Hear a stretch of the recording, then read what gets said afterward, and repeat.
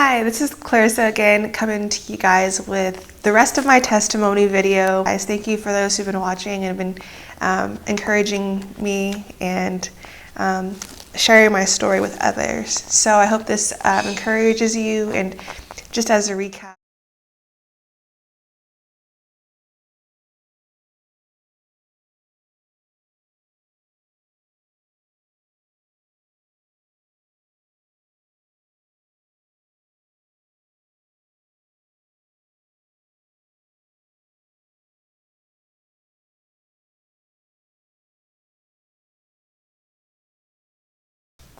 but during those months of January to basically April, when I was at home by myself, just recovering. I mean, Jaron was there, but he was working. But as I was recovering and I was kind of forced into this time of solitude and stillness, I felt that my relationship with God was deepened in a way that I couldn't even describe to you guys. I was dealing with a lot of bitterness and anger because I felt like, why should I have to be home sick? I'm 25. I should be working. I should be doing all these things, playing soccer.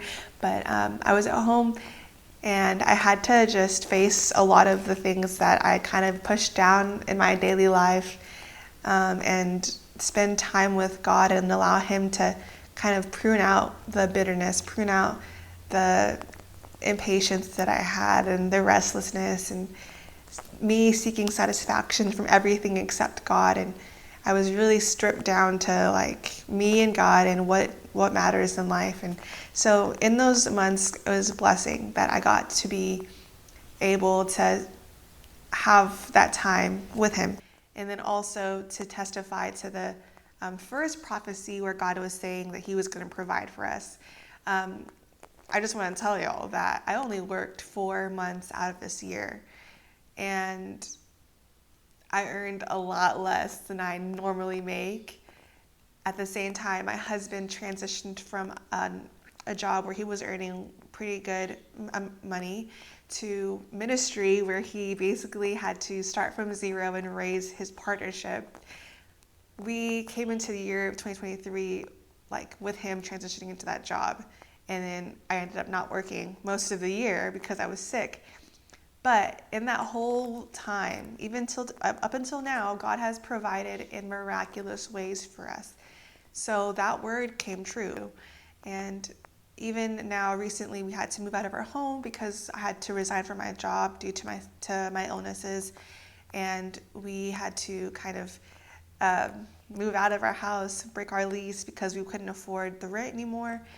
Even then, God gave us favor with our landlord, and He didn't charge us anything extra. And He even gave us the deposit back because he knew my story and was wanting to help us out, basically. So as we're now living with friends and family and the generosity of so many of people and so many of you guys, we are just blessed and overwhelmed with how much God has proven Himself to be faithful and provide for us, in spite of us not working. So I just want to encourage you guys with that God is able to provide separately from anything we can do, and to not put work and your efforts as the security that you have, because that's not always guaranteed that you can work. In my case, I couldn't. So trust in God that He's your provider.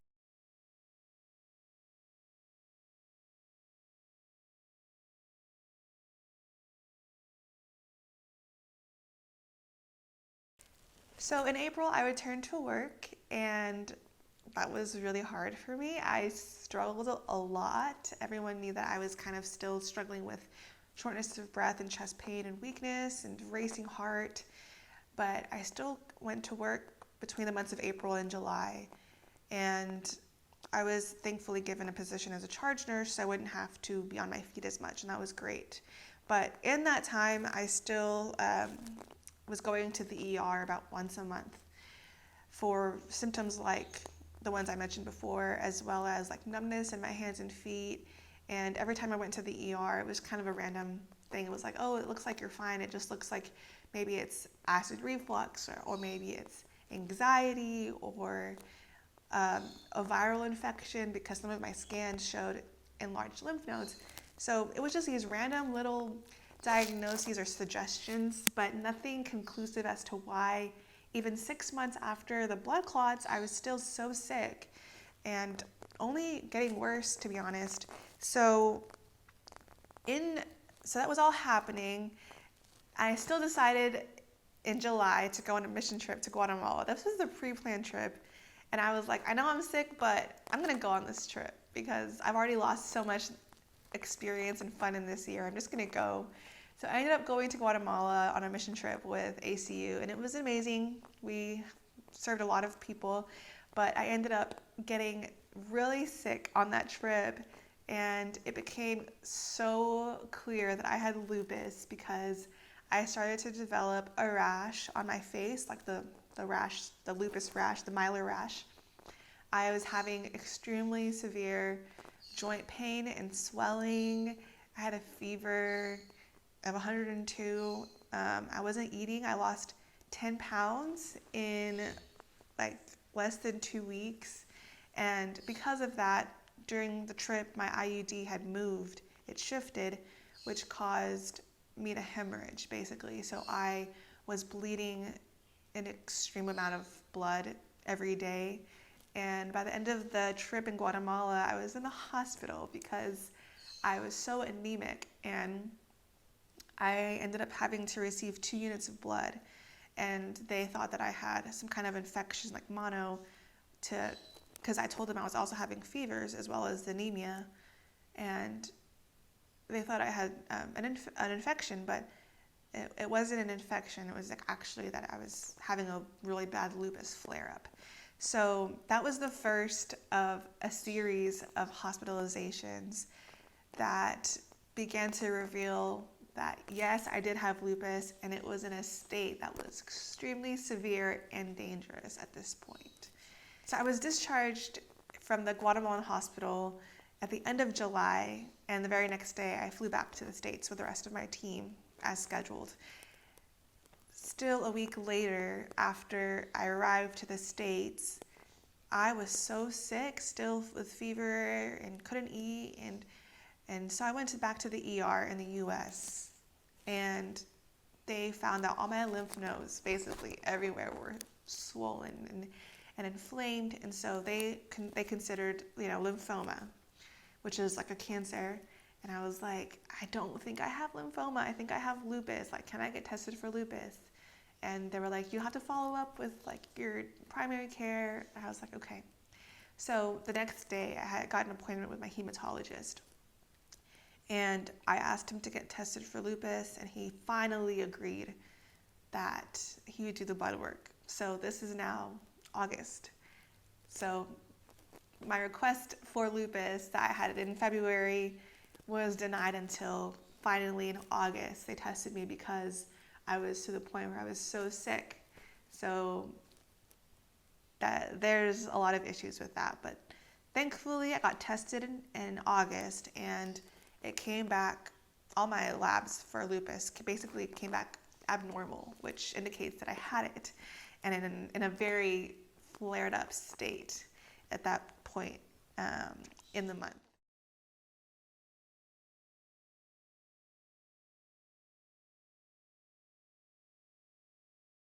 It's the second week of August, and I finally get the lab results of the lupus testing back, and they were all basically positive for lupus.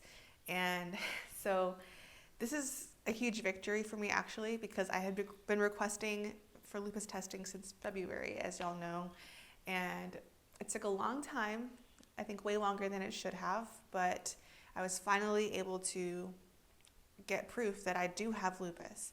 And so once that testing came back, I was told to get a rheumatologist consultation. And that was a challenge in and of itself because rheumatologists, I don't know if y'all had experience with that, but they're really hard to get an appointment with within a short time frame. They were able to schedule me for August 24th, so just 2 weeks later from when I got the test results back. In those 2 weeks, I just kept getting sicker and kept having fevers every single day. I was not able to eat. I was living off of like liquid IV and maybe a meal a day because I wasn't able to hold anything down. And thankfully, my appointment came. He did confirm that I had lupus and in a very flared up and severe state, as I said before. And that was August 24th.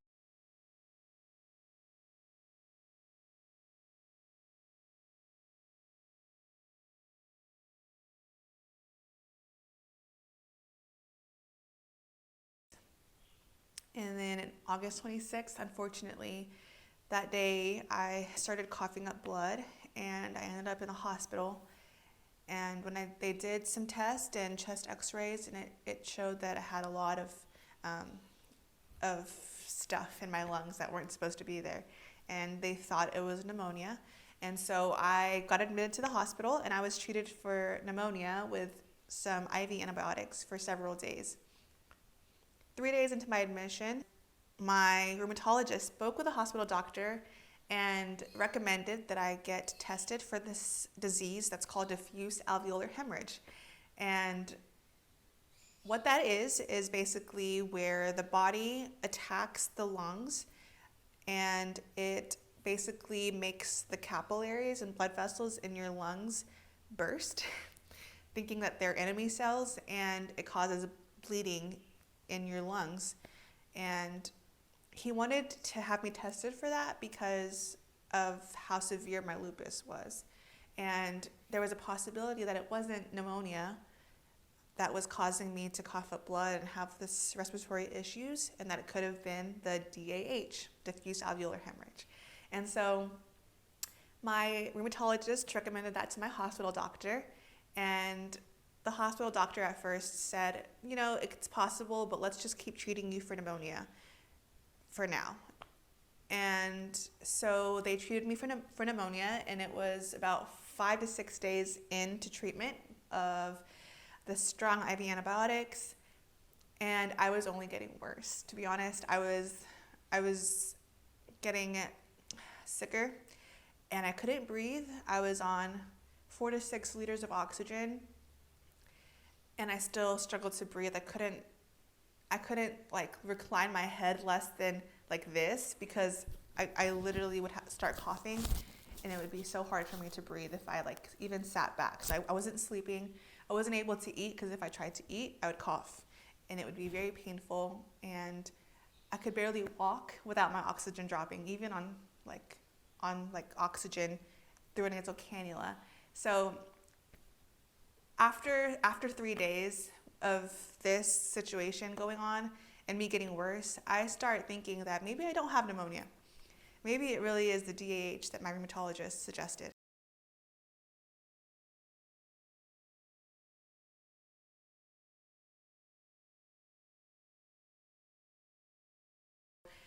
I asked my doctor every day, the hospital doctor, if he could order me the test to check if I have a DAH, which is called a bronchoscopy, where they put a camera down my lungs and check visually if I have any blood in my lungs.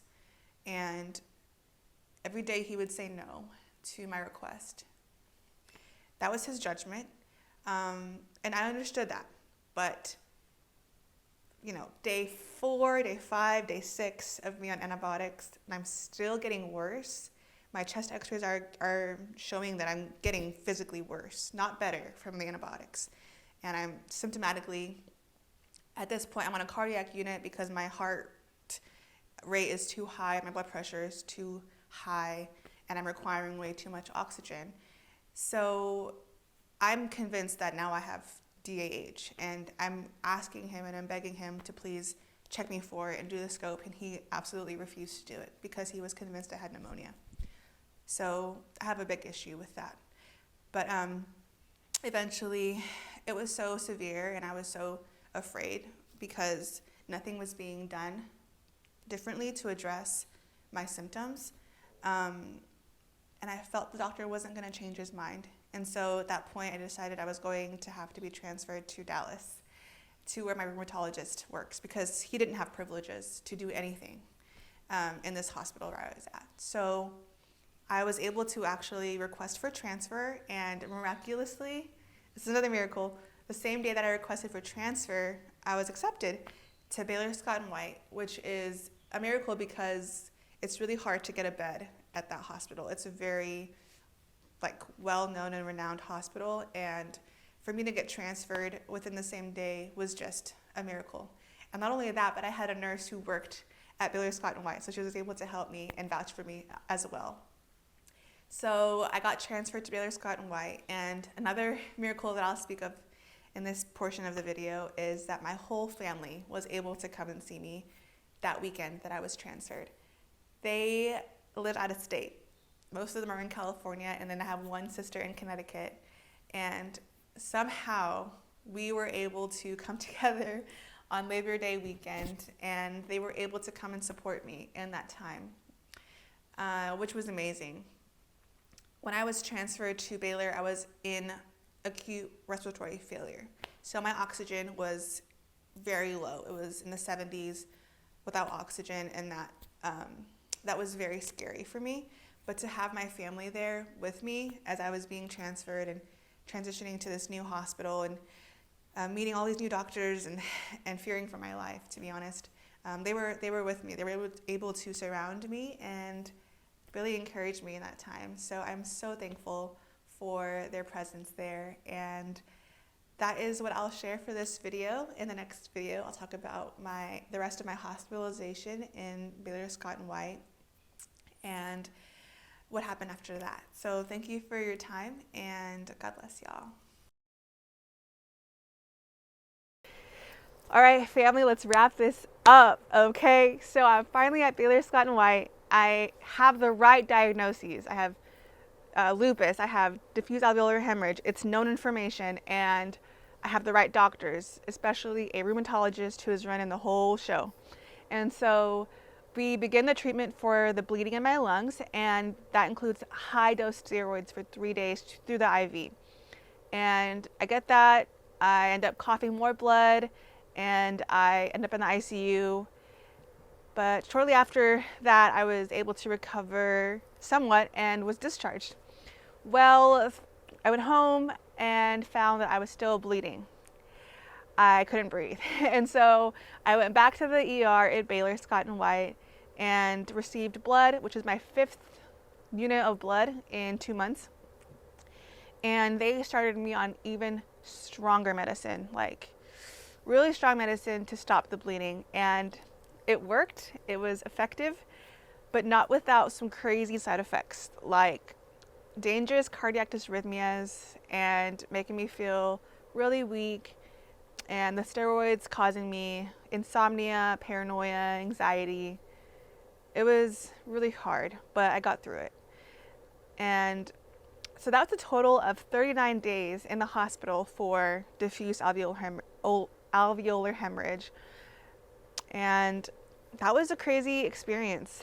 And now I'm 1 month and almost 2 weeks removed from that. I was discharged 1 month and 2 weeks ago, and I'm recovering wonderfully, thank God.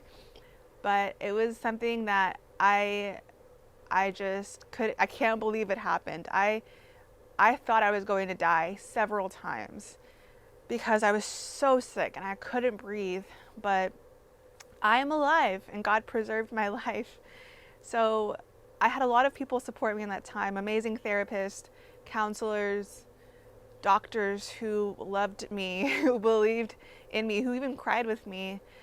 I had my family surround me, and my husband, who was by my side every single time that I was sick. He was with me. I told him, "You can go, babe, I'm fine," and he never left. He was always by my side. And so I'm so thankful for that. And on the other hand, though, there was a lot of experiences that were really terrifying and really, really hard.